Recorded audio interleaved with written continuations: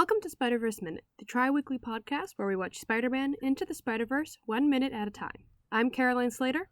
And I'm her brother Sean. And today we are talking about a minute 112. It starts with the pipeline credits and ends a minute later with the look department credits. What did you title this minute? All the names.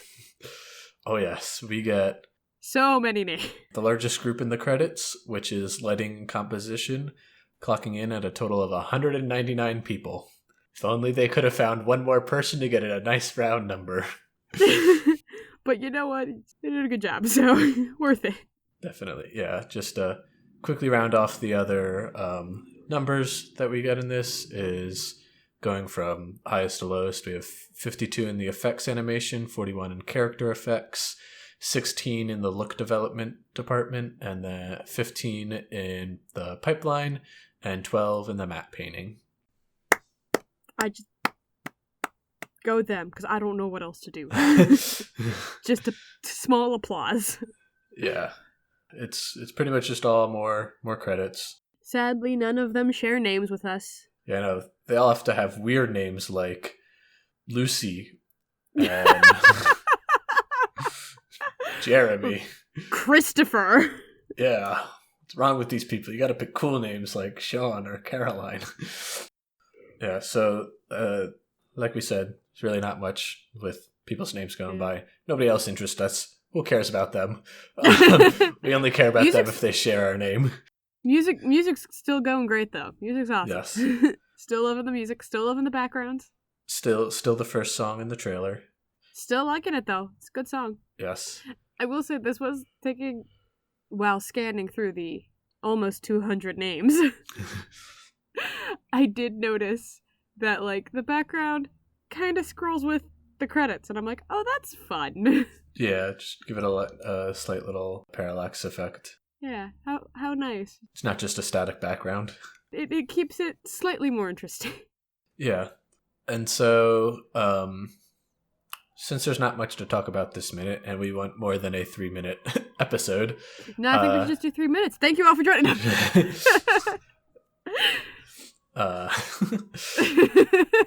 Today, and then on Friday's episode on 114, we're going to be taking a look at the 2 trailers that were released. So today we'll do the first trailer and see what's different from the movie, mostly what was left out, and a couple of lines that were changed. And then Friday we'll do trailer number 2. And I gotta say, rewatching these trailers, especially after having seen the movie, it was kind of a almost surreal experience because you're like, that's not what happens. That line doesn't go there. Yeah. Especially with someone like me who not only memorizes scenes really fast from these movies somehow, but like has watched it this many times, so like I can picture a lot of the scenes. Yeah. Although watching them again, I'm like, I really want to watch this movie. I know, cool. It does get me very excited for the movie. It's also interesting, like, kind of comparing the 2 trailers of, like, these are, like, 2 drastically different trailers in a way. Yeah. But also so similar. Anyway, I just wanted to put that out there. So the first trailer was released December 9th, 2017, over a full year before the movie was actually released. So they were still, not early in production, but they, weren't done yet. So some of the scenes were obviously changed and whatnot. Just going through kind of chronological changes that they made is when Miles enters the cemetery, we don't actually see him enter. Mm-hmm. And he's wearing his full Miles suit, which is different from what he is actually wearing in that, which is the like store-bought suit at that point of the movie.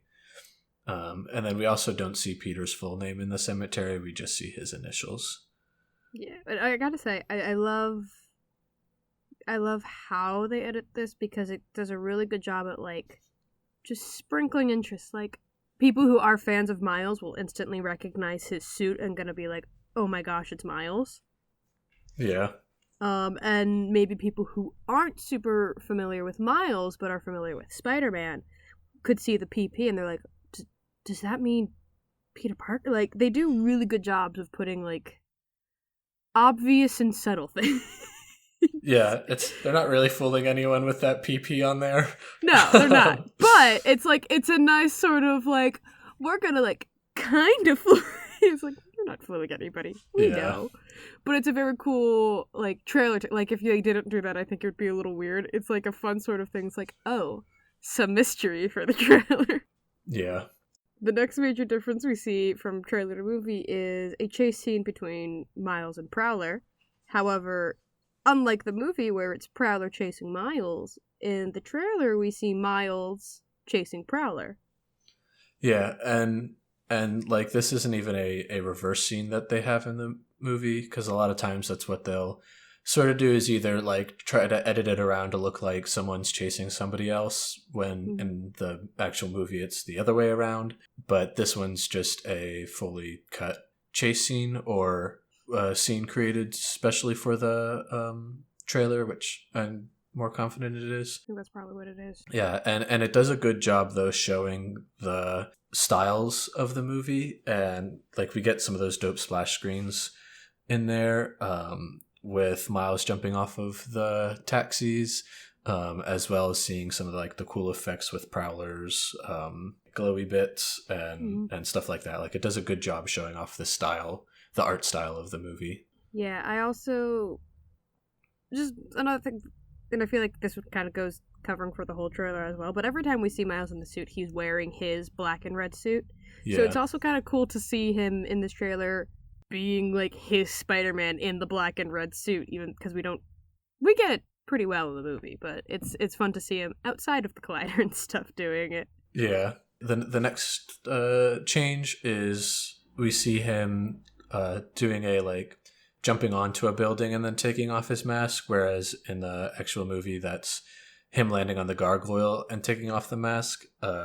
This one hides the fact that he's also supposed to be looking out over at Fisk Tower, and this is him finally starting to become the Spider-Man, where it's more implied in the trailer that this is just a normal jump that he does. Mm-hmm. He's also wearing his jacket in the movie during this part, and he's not in the trailer. Yeah. Just a small thing, but I thought a cool change. Seems like this is all stuff that happened after the movie. Yeah. This is just him doing his normal stuff. Yeah. And the Prowler is still there, sadly. Or not there anymore. Sadly. So that part's a little... Someone else became Prowler. Maybe. Or he came back. He got better. He's fine. He healed just fine. It was just a little bit of death. He's all better now. 'Tis but a flesh wound. And then the last change that we noticed from the trailer to the movie is Miles and Peter are sitting in the subway, and Miles asks, "How many of us are there?" The closest we get to that in the movie is when they're in the forest after escaping from Alchemax, and Peter and Gwen swing away, and Miles asks, "How many more spider people are there?" And that's when we get the Comic-Con line gag, but yeah. Yeah, and I would have loved to know what they would have done for the full context of the subway if they decided to keep that scene. Yeah.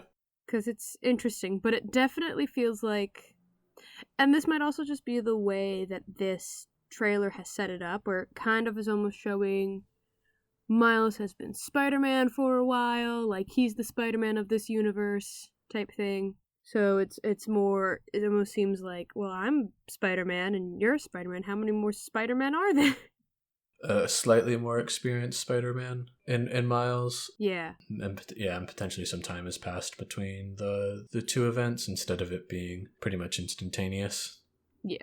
Yeah, that's all we found for as big differences between the first trailer and the movie a year before release. Very cool trailer. I remember only seeing this trailer, I think, once. It was not the trailer that was kind of the go-to once it was getting closer to the movie, but it definitely was good enough to pique interest, though. Yeah, I saw it once or twice, but then I kind of just stopped. I didn't keep watching it. Once I was like, okay, this is on my list of things to watch. I am definitely going to see this. Keep an eye out for this. Yeah. It was one of well, that's interesting. And then I never really am like, I'm gonna watch that. And we might have talked about that. Like, I'm not the biggest Spider-Man fan, especially when it comes to the movies. This has been the exception.